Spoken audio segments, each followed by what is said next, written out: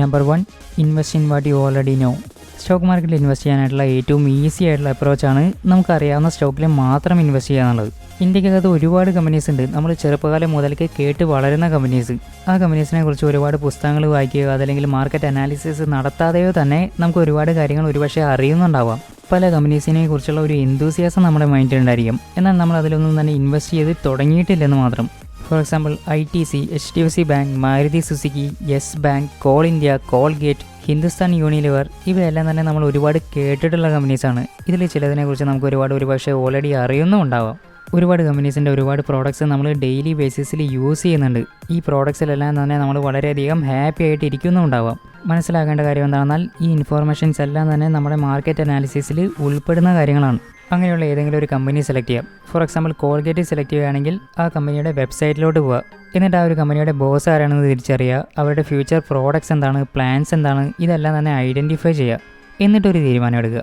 നമുക്ക് വളരെയധികം അടുത്തറിയാവുന്ന പല കമ്പനീസ് പോലും ഇതിനോടകം തന്നെ വളരെ വലിയ പ്രോഫിറ്റ്സ് മേക്ക് ചെയ്ത് കഴിഞ്ഞു. അതുമാത്രമല്ല അവരുടെ എല്ലാം എക്സിസ്റ്റിംഗ് ഇൻവെസ്റ്റേഴ്സിന് നല്ല പ്രോഫിറ്റ്സ് ജനറേറ്റ് ചെയ്ത് നൽകുകയും ചെയ്തു. ഫോർ എക്സാമ്പിൾ റോയൽ എൻഫീൽഡ് എന്നുള്ള കമ്പനിയെക്കുറിച്ച് എല്ലാവർക്കും അറിയാം. ക്ലാസിക് 350 എന്ന ബൈക്ക് ഇഷ്ടപ്പെടാത്തവരായിട്ട് ആരും ഉണ്ടാവില്ല. ഇന്ത്യയിൽ ഏറ്റവും അധികം ഡിസൈറബിൾ ആയ ക്ലാസിക് ബൈക്കാണിത്. ഇത് റോയൽ എൻഫീൽഡിൻ്റെ തന്നെ പാരൻറ്റ് കമ്പനി ഏതാ? ഏഷ്യർ മോട്ടോഴ്സ്.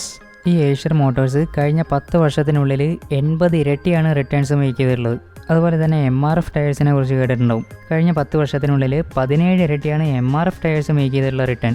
ഇവിടുത്തെ പോയിന്റ് എന്താണെന്നാൽ നമുക്ക് ചുറ്റും നോക്കിയാൽ തന്നെ മനസ്സിലാവും നമുക്ക് ഇൻവെസ്റ്റ് ചെയ്യാനായിട്ട് ഏറ്റവും വർത്തി ആയിട്ടുള്ള കമ്പനീസ് ഏതെല്ലാമാണെന്ന് നമുക്ക് തന്നെ കണ്ടെത്താനായിട്ട് സാധിക്കുമെന്ന്.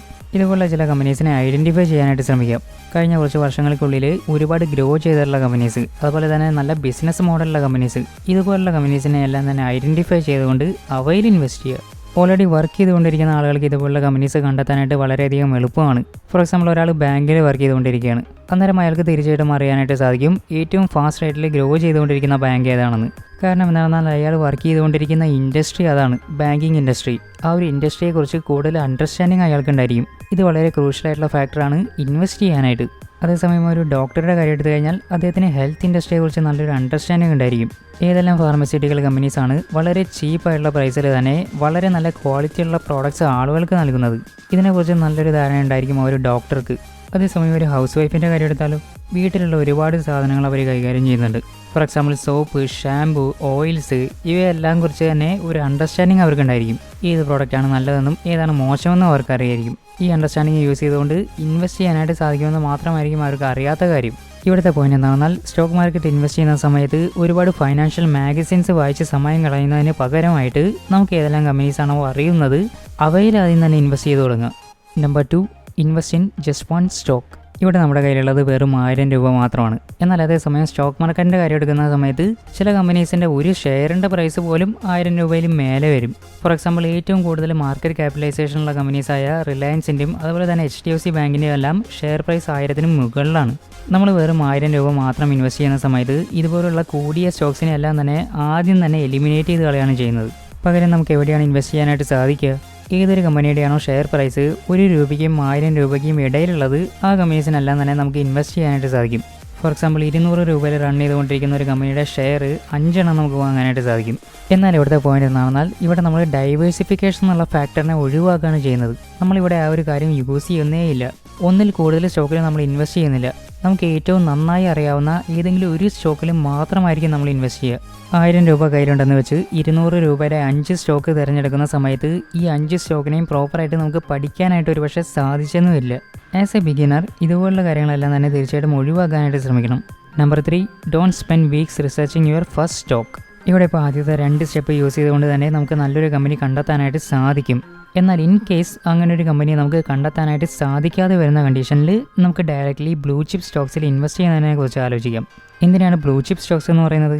ഫണ്ടമെൻ്റലി വളരെയധികം സ്ട്രോങ് ആയിട്ടുള്ള കമ്പനീസ്. ഈ കമ്പനീസ് എല്ലാം തന്നെ ഒരുപാട് വർഷങ്ങളായിട്ട് ആ ഒരു ഇൻഡസ്ട്രിയിലുണ്ട്. അവരായിരിക്കും ആ ഒരു ഇൻഡസ്ട്രിയിലെ തന്നെ ലീഡർ. അവരുടെ പാസ്റ്റ് റെക്കോർഡ്സ് എല്ലാം തന്നെ പെർഫെക്റ്റ് ആണ്. കഴിഞ്ഞ കുറേ വർഷങ്ങളായിട്ട് നല്ല റിട്ടേൺസ് മേക്ക് ചെയ്തിട്ടുമുണ്ട്. അത്തരത്തിലുള്ള കമ്പനീസിനെയാണ് ബ്ലൂ ചിപ്പ് സ്റ്റോക്സ് എന്ന് പറയാം. ഫോർ എക്സാമ്പിൾ HDFC ബാങ്കിൻ്റെ കാര്യം എടുക്കുകയാണെങ്കിൽ ബാങ്കിങ് സെക്ടറിലെ ലീഡറാണ് അവർ. ലാർസൻ ആൻഡ് ടർബോ കൺസ്ട്രക്ഷൻ സെക്ടറിലെ ലീഡറാണ് അവർ. TCS ആണെങ്കിൽ നിൽക്കുന്നത് സോഫ്റ്റ്വെയർ കമ്പനിയുടെ പീക്കിലാണ്. ബ്ലൂ ചിപ്പ് സ്റ്റോക്സിന് പറയാനായിട്ട് സാധിക്കുന്ന മറ്റ് എക്സാമ്പിൾസാണ് Reliance, Sun Pharma, State Bank of India. ഇതുപോലെ ഒരുപാട് ബ്ലൂ ചിപ്പ് സ്റ്റോക്സിനെ നമുക്ക് ഇന്ത്യൻ സ്റ്റോക്ക് മാർക്കറ്റിൽ കണ്ടെത്താനായിട്ട് സാധിക്കും. ഇവിടുത്തെ പോയിന്റ് എന്താണെന്നാൽ നമുക്ക് ആദ്യത്തെ ഇൻവെസ്റ്റ്മെൻറ്റ് നടത്താനായിട്ട് ഒരുപാടൊന്നും റിസർച്ച് ചെയ്യേണ്ട ആവശ്യമില്ല. കാരണം നമ്മളിവിടെ ഇൻവെസ്റ്റ് ചെയ്യുന്നത് വളരെ ചെറിയ എമൗണ്ടായ 1000 രൂപയാണ്. ഇത് നമുക്ക് നഷ്ടപ്പെട്ടാലും യാതൊന്നും തന്നെ സംഭവിക്കാനായിട്ട് പോകുന്നില്ല. അതുകൊണ്ട് തന്നെ ഈ ഒരു 1000 രൂപ ഇൻവെസ്റ്റ് ചെയ്യാനായിട്ട് ഒരുപാട് സമയം വേസ്റ്റ് ചെയ്യുന്നതിൽ യാതൊരുവിധ മീനിങ് ഉണ്ടായിരിക്കില്ല. Number 4, don't make it a very big deal. നമ്മൾ നടത്തുന്ന ഇൻവെസ്റ്റ്മെൻറ്റ്സ് ഒന്നും തന്നെ നമ്മുടെ ലൈഫിനെ ഒരിക്കലും ബാധിക്കാനായിട്ട് പാടില്ല. എന്ന് വെച്ചാൽ നമ്മൾ ഇൻവെസ്റ്റ് ചെയ്യുന്ന എമൗണ്ട് എന്ന് പറയുന്നത് നമ്മുടെ സേവിങ്സിൻ്റെ വളരെ ചെറിയൊരു ഭാഗം മാത്രമായിരിക്കണം. നമ്മൾ ഇൻവെസ്റ്റ് ചെയ്ത എമൗണ്ടിലെ 50% ലോസ് ആവുന്ന കണ്ടീഷൻ ഉണ്ടായാൽ പോലും നമ്മളൊരു ബ്രോക്ക് സ്റ്റേജിലോട്ട് എത്താനായിട്ട് പാടില്ല. ഞാൻ ഇന്ന സ്റ്റോക്കിൽ ഇൻവെസ്റ്റ് ചെയ്തു, ഇതിൻ്റെ ഇനി പ്രൈസ് താഴ്ന്നു പോയി കഴിഞ്ഞാൽ ഞാൻ എന്താണ് ചെയ്യുക, ഇങ്ങനെയൊന്നും ഒരിക്കലും ചിന്തിക്കുന്ന ഒരു കണ്ടീഷൻ ഉണ്ടാവരുത് ഒരു ഇൻവെസ്റ്റ്മെൻറ്റ് നടത്തുന്ന സമയത്ത്. കാരണം അതെല്ലാം തന്നെ തീർച്ചയായിട്ടും സംഭവിക്കാനായിട്ട് സാധ്യതയുള്ള കാര്യങ്ങളാണ്. അതിനെല്ലാം തന്നെ നമ്മൾ മെൻ്റലി പ്രിപ്പയർഡ് ആയിരിക്കേണ്ടതും അത്യാവശ്യമാണ്. ഇവിടെ നമ്മുടെ മോട്ടീവ് എന്ന് പറയുന്നത് ഇൻവെസ്റ്റ് ചെയ്ത് പഠിക്കുക എന്നുള്ളതാണ്. ആ ഒരു മെത്തേഡ് നമുക്ക് മനസ്സിലാക്കാനായിട്ട് സാധിച്ചു കഴിഞ്ഞാൽ ഫ്യൂച്ചറിൽ നമുക്ക് നല്ല ഇൻവെസ്റ്റ്മെൻറ്റ്സ് നടത്താനും സാധിക്കും, ഇൻവെസ്റ്റ്മെൻറ്റ്സ് നടത്തി വിജയിക്കാനും സാധിക്കും. ഇന്ന് ലേണിങ്ങിന് ഇമ്പോർട്ടൻസ് കൊടുക്കുകയാണെങ്കിൽ ഫ്യൂച്ചറിൽ ഒരുപാട് പൈസ ഉണ്ടാക്കാനായിട്ട് സാധിക്കും. അതാണ് സ്റ്റോക്ക് മാർക്കറ്റിൻ്റെ പ്രത്യേകത. വാരൻ ബഫറ്റ് തന്നെ പറയുന്നത് it's not necessary to do extraordinary things to get extraordinary results. Extraordinary results ലഭിക്കാനായിട്ട് ഒരുപാട് എക്സ്ട്രാ ഓർഡിനറി ആയിട്ടുള്ള കാര്യങ്ങൾ ചെയ്യേണ്ട ആവശ്യം ഒരുപക്ഷെ വരുന്നില്ലെന്ന്. സ്റ്റോക്ക് മാർക്കറ്റിൻ്റെ കാര്യം എടുക്കുന്ന സമയത്ത് ഇവിടെ നടക്കുന്നത് കോമ്പൗണ്ടിങ് ആണ്. ഇതേ കോമ്പൗണ്ടിങ്ങിനെ തന്നെയാണ് ആൽബർട്ട് ഐൻസ്റ്റീൻ 8ാമത്തെ ലോകാത്ഭുതമെന്ന് വിശേഷിപ്പിക്കുന്നത്. എന്ന് വെച്ചാൽ പ്രോപ്പറായിട്ടുള്ള പേഷ്യൻസും ലേണിംഗ് ആറ്റിറ്റ്യൂഡും ഉള്ള ഒരു വ്യക്തിക്ക് ഈ ഒരു 8ാമത്തെ അത്ഭുതം സ്വായത്തമാക്കാനായിട്ട് സാധിക്കും. കോമ്പൗണ്ടിങ്ങിൽ അഡ്വാൻറ്റേജ് എടുക്കാനും സാധിക്കും. അത്തരത്തിൽ പേഷ്യൻസോട് കൂടി കോമ്പൗണ്ടിങ്ങിൽ അഡ്വാൻറ്റേജ് എടുക്കാനായിട്ട് സാധിക്കുന്ന വ്യക്തിക്ക് എക്സ്ട്രാ ഓർഡിനറി റിസൾട്ട്സ് തന്നെയായിരിക്കും ലഭിക്കാനായിട്ട് പോകുന്നത്. വളരെ എളുപ്പത്തിൽ ഇത്രയും സ്റ്റെപ്സ് ഫോളോ ചെയ്യുന്നത് വഴി തന്നെ നമുക്ക് സ്റ്റോക്ക് മാർക്കറ്റിൽ ഇൻവെസ്റ്റ് ചെയ്ത് തുടങ്ങാനായിട്ട് സാധിക്കും. പലപ്പോഴും ലോങ് ടൈം ഇൻവെസ്റ്റിങ്ങിനെ ഒരു റോക്കറ്റ് സയൻസ് ആയിട്ട് കണക്കാക്കാറുണ്ട്. എന്നാൽ അത്രയും ഒന്നും കോംപ്ലിക്കേറ്റഡ് ആയിട്ടുള്ള ഒരു കാര്യമല്ല ഇത്. എന്നാൽ അതേസമയം പുതിയതായിട്ട് ഇൻവെസ്റ്റ് ചെയ്ത് തുടങ്ങുന്ന സമയത്ത് ചില കാര്യങ്ങൾ കൂടി ശ്രദ്ധിക്കേണ്ടതുണ്ട്. Number 1, stay away from penny Stokes.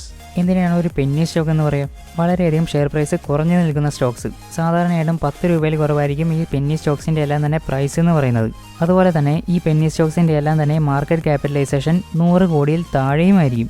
Small cap കമ്പനീസിനെ ഒരിക്കലും പെന്നി സ്റ്റോക്കായിട്ട് കണക്കാക്കരുത്. ഇങ്ങനൊരു മിസ്റ്റേക്ക് പലപ്പോഴും ആളുകൾ ചെയ്യുന്നതായിട്ട് കാണാം. അതേസമയം പുതിയതായിട്ട് ഇൻവെസ്റ്റ് ചെയ്യാനായിട്ട് വരുന്ന സമയത്ത് ഈ പെന്നി സ്റ്റോക്സിലായിരിക്കും ആളുകളുടെ കണ്ണ് ആദ്യം എത്താം.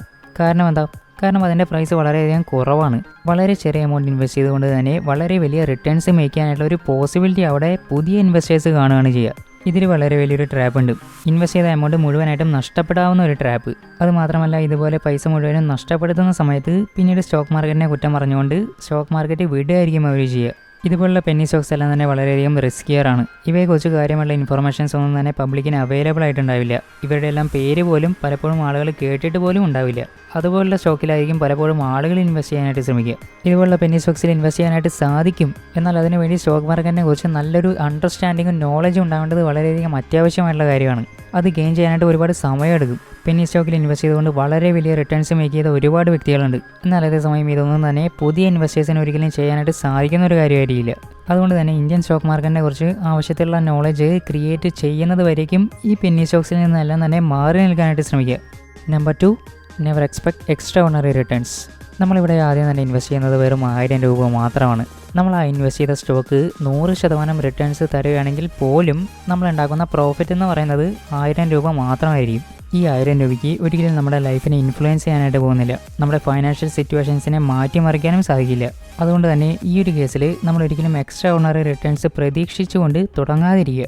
ഫൈനാൻഷ്യലി നമുക്കൊരു ഇമ്പാക്റ്റ് ഉണ്ടാക്കാനായിട്ട് സാധിക്കുന്നത് എപ്പോഴാണെന്നാൽ വലിയൊരു എമൗണ്ട് ഇൻവെസ്റ്റ് ചെയ്തുകൊണ്ട് ആ ഒരു എമൗണ്ട് ലോങ് ടൈമിലേക്ക് ഹോൾഡ് ചെയ്യുന്ന സമയത്ത് മാത്രമായിരിക്കും. ആദ്യത്തെ 1000 രൂപ ഇൻവെസ്റ്റ് ചെയ്തുകൊണ്ട് അതിലേക്കുള്ള ഒരു പ്രിപ്പറേഷൻ മാത്രമാണ് നമ്മൾ ഇപ്പോൾ ചെയ്തുകൊണ്ടിരിക്കുന്നത്.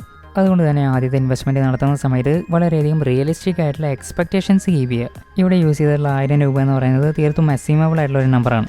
എത്ര എമൗണ്ട് യൂസ് ചെയ്തുകൊണ്ട് വേണമെങ്കിലും ഇൻവെസ്റ്റ്മെൻറ്റ് സ്റ്റാർട്ട് ചെയ്യാനായിട്ട് സാധിക്കും. അതേസമയം നഷ്ടം വരികയാണെങ്കിൽ അത് നമ്മളെ ഫൈനാൻഷ്യലി എഫക്റ്റ് ചെയ്യരുതെന്ന് മാത്രം. ഇത്തരത്തിൽ ഇൻവെസ്റ്റ്മെൻറ്റ് സ്റ്റാർട്ട് ചെയ്തുകൊണ്ട് നമുക്ക് ഫ്യൂച്ചറിലേക്ക് വേണ്ടി കൂടുതൽ ലേൺ ചെയ്യാനും സാധിക്കും. കൂടുതൽ കാര്യങ്ങൾ മറ്റൊരു വീഡിയോയിൽ പറയാം.